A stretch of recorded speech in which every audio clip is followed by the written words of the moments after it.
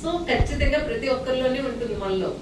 కానీ నేను ఏ సర్వీస్ చేస్తున్నా, నేను పుట్టినప్పటి నుంచి నా తల్లి ఏ విధంగా నన్ను ఎంకరేజ్ చేస్తూ కాన్ఫిడెంట్ గా నా మీద ఉంచిందో, మా ఫ్యామిలీయే మాకు ఉమెన్ ఎంపవర్మెంట్ కి మేమే నిదర్శనం.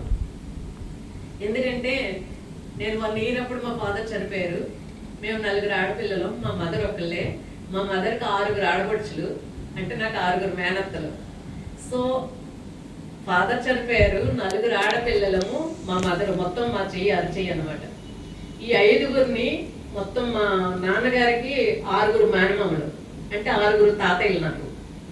ఈ 6 తాతయ్యలు వాళ్ళ ఫ్యామిలీస్ అందరూ కూడా ఇప్పుడు నేను ఏదైతే సర్వీస్ చేస్తున్నానో, ఎలాంటి వల్నరబుల్ గ్రౌండ్స్ లో ఉండే వాళ్ళకి ఎంత డిస్క్రిమినేషన్ గురయ్యే వాళ్ళకి సపోర్ట్ చేస్తున్నానో, ఆ డిస్క్రిమినేషన్ అంతా నేను పర్సనల్ గా ఫీల్ అయ్యాను.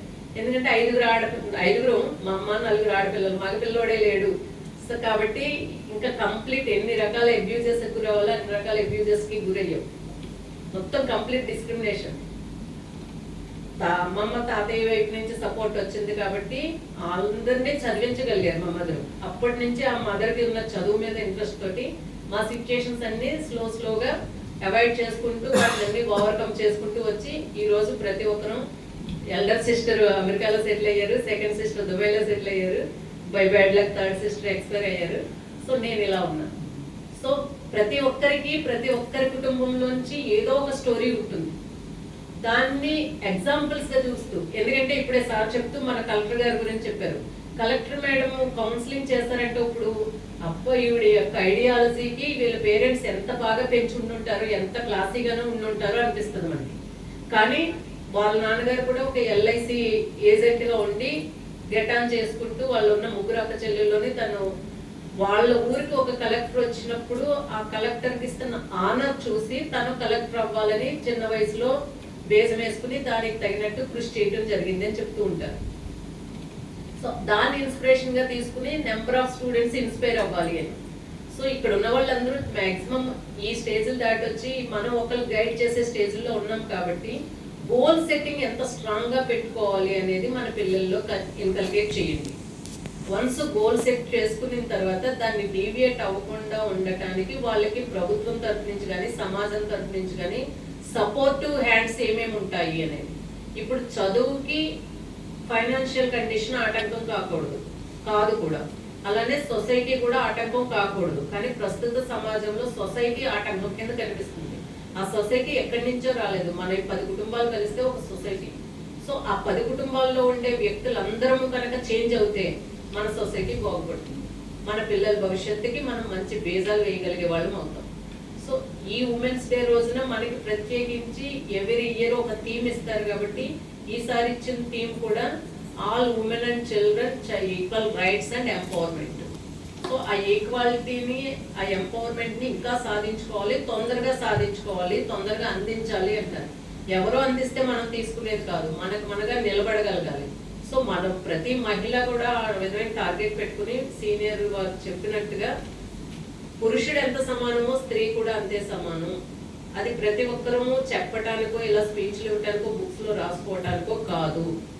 ప్రతి ఒక్కరూ ప్రాక్టికల్ గా ఇంప్లిమెంట్ చేయడానికి కావాల్సిన గట్స్ ని మనం కలిగించుకోవాలి. ఆ కాన్ఫిడెన్స్ లెవెల్స్ మనం పెంచుకోవాలి.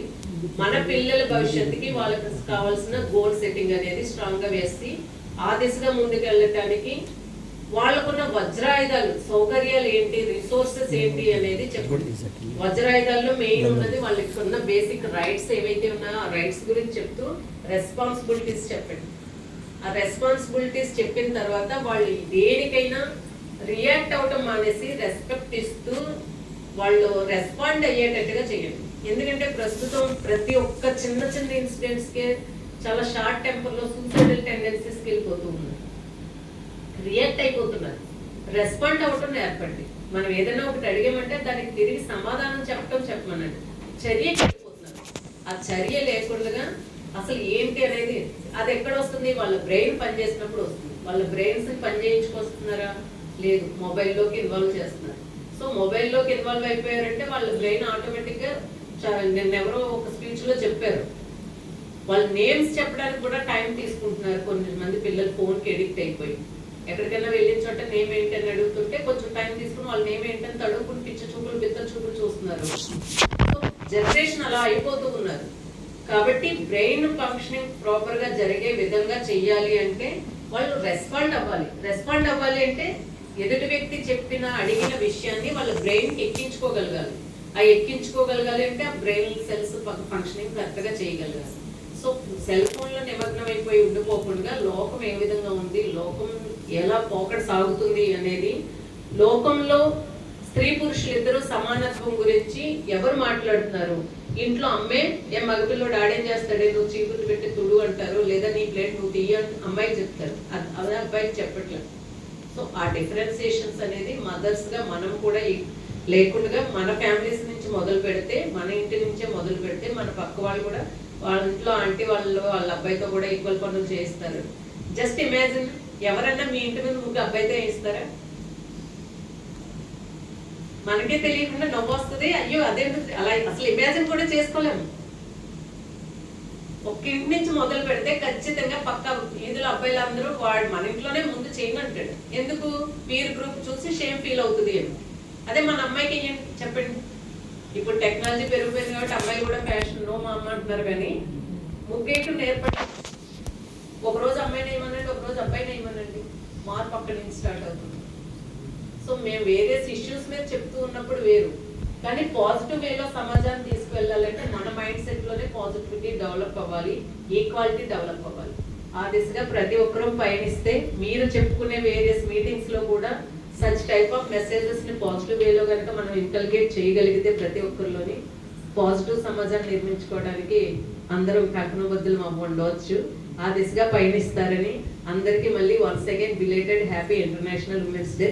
Thank you.